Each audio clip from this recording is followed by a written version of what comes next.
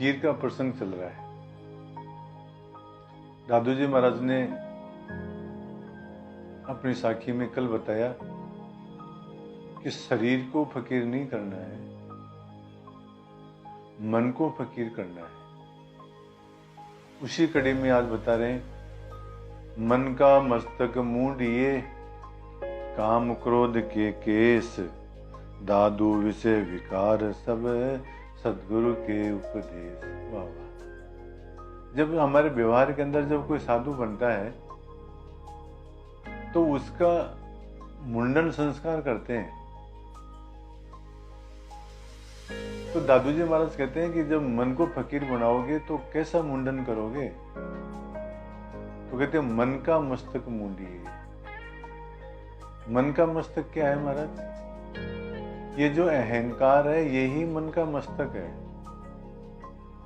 तो मूंढिए मतलब इसको, अहंकार को दूर करिए। अथवा एक अर्थ इसका यह भी हो सकता है कि हमारा मन का स्वरूप क्या कहलाता है? संकल्प विकल्पात्मक मन है। हमारे मन के अंदर संकल्प और विकल्प चलते रहते हैं महाराज। इन संकल्प और विकल्पों को दूर करना ही मानो क्या है? मन का मूंढना है। तो दादू जी महाराज कहते हैं अहंकार को दूर करो, मन में जो संकल्प और विकल्प चलते रहते हैं इनको विराम दो। यही मन का मस्तक है और यही इनको मूंढना है। इनको शांत करना ही मूंढना है महाराज। मन का मस्तक मूंढिए, काम क्रोध के केस। और मस्तक के ऊपर केस भी होते हैं महाराज, बाल भी होते हैं। तो बालों को काटना होता है, बालों को दूर किया जाता है जब कोई साधु बनता है। तो कौन से केस है ये? काम क्रोध लोभ मोह, ये केस है महाराज। तो काम को संयम के द्वारा, क्रोध को क्षमा के द्वारा, लोभ को दान के द्वारा, मोह को ज्ञान के द्वारा, इनको दूर करो महाराज। ये काम क्रोध लोभ मोह रूपी जो केस हैं इनको दूर करो। यही केस है मुझे। तो मन का मस्तक मूंढिए, काम क्रोध के केस, दादू विषय विकार सब। और भी जो विषय विकार है पंचेंद्रियों के, इनको दूर करो महाराज। सदगुरु के उपदेश, सदगुरु के उपदेश के द्वारा इनको विषय विकारों को दूर करो। तो इस तरह से जो किया जाता है ये फकीर की विधि है। दादू जी महाराज ने मन को फकीर बनाने की ये विधि बताई। इसी संदर्भ में और कह रहे हैं, दादू मन फकीर ऐसे भया, सदगुरु के प्रसाद, जहां का ता लागा ता, छूटे वाद विवाद। वाह वाह। मन का मस्तक मूंढने से, काम क्रोध के केस दूर करने से, विषय विकारों को दूर करने से हमारा मन कैसा हो गया?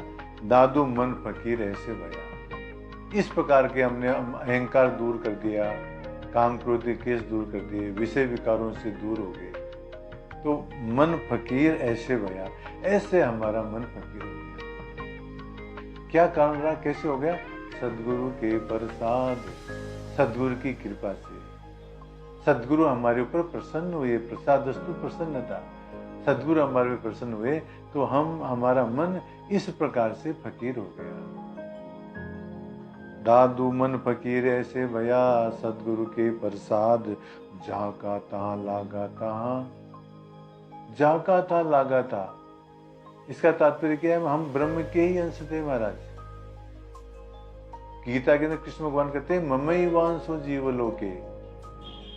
तुलसीदास जी महाराज कहते हैं ईश्वर अंश जीव अविनाशी। तो हम महाराज परमात्मा के अंश थे, इसलिए परमात्मा में ही लग गए। छूटे वाद विवाद, इससे क्या हुआ महाराज? सारे वाद विवाद छूट गए। हम प्रपंच से बाहर निकल गए महाराज, संसारिक प्रपंच से बाहर निकल गए।